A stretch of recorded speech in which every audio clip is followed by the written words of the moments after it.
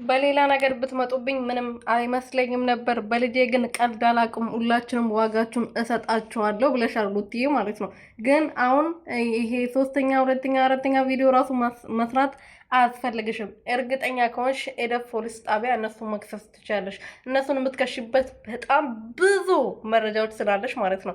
ቪዲዮ አለ፣ በሚዲያ ያለ ነገር ነው። በቤትሽ መጥቶ እንደዛ ሲያስፈራሩሽ፣ በሁለተኛ ቀንም እንደዛ ስትናገር በጣም ብዙ ማስረጃ አለሽ። ስለዚህ እዚህ መጥተሽ ሄርሜላ አንቺ ነሽ የወሰድሽው ከሄርሜላ ጋር ልትጋቡ፣ እነሱ መጋባት ቶ ለምን ገደል አይገቡም? አንቺን የሚመለከት ጉዳይ አይደለም። አይገባሽ?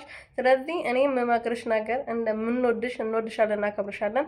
ልጅሽ ደግሞ ይሄናል 2 ቀን ሙሉ ከአንቺ ርቆ የሚኖርበት አንድ ምክንያት የለም። ይሄ ልጅ ገና ህፃን ነው። ጡት ጠብቶ ያላደገ ያልጠገበ ህፃን ልጅ ስለሆነ ከእናቱ መራቅ የለበትም። ስለዚህ ህግም ቢሆን የትኛው አባቱም ደግሞ ምን አይነት ስራ እየሰራ እንደሆነ ምን አይነት አባት እንደሆነ በሚዲያ የታወቀ ነገር ነው። በቪዲዮ የሚታይ ነገር ነው። ቪዲዮ ማየት ይቻላል።